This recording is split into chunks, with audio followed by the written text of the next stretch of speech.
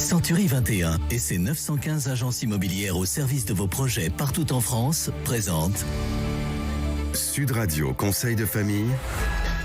C'est l'heure de retrouver Conseil de famille. Bonsoir Stéphane Moller. Et bonsoir Philippe Rossi. Stéphane, vous êtes associé au sein du cabinet VIA. Ce soir, nous allons répondre à Patrick qui souhaite anticiper un éventuel handicap physique ou mental et désigner une personne de son entourage qui pourra le représenter le jour où il sera inapte. Quels conseils pourriez-vous lui donner ? Eh bien, c'est un sujet à la fois délicat et intéressant. La réponse à cette question réside probablement dans ce que l'on appelle un mandat de protection future.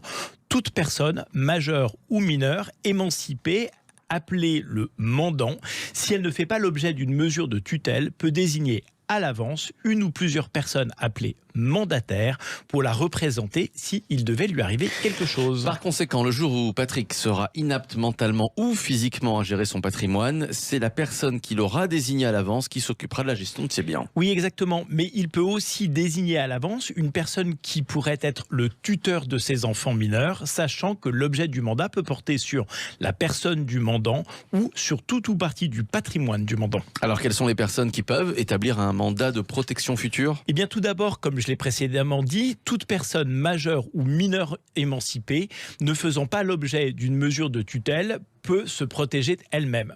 2, une personne en curatelle avec l'assistance de son curateur. 3, un parent exerçant l'autorité parentale ne faisant pas l'objet d'une mesure de tutelle peut protéger son enfant, par exemple handicapé. Très bien. Et qui peut devenir mandataire ? Eh bien, toute personne physique, comme par exemple un membre de la famille ou un proche qui est choisi par le mandant, ou toute personne morale inscrite sur la liste des mandataires judiciaires à la protection des majeurs.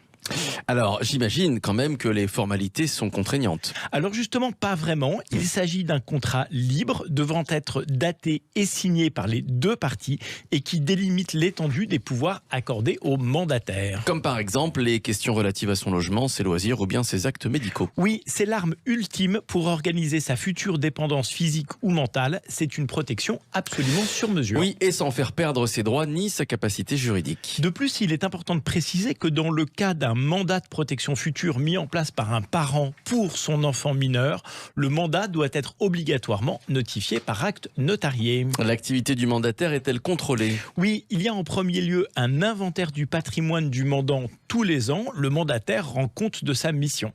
Le mandataire engage sa responsabilité en cas de mauvaise exécution ou de faute dans l'exercice de son mandat.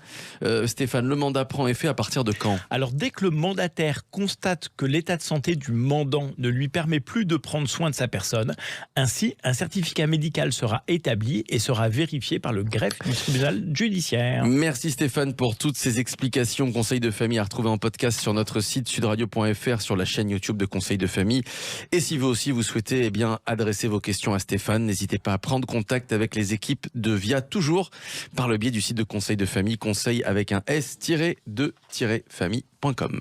C'était Sud Radio Conseil de famille. avec Century 21 et ses 915 agences immobilières au service de vos projets partout en France.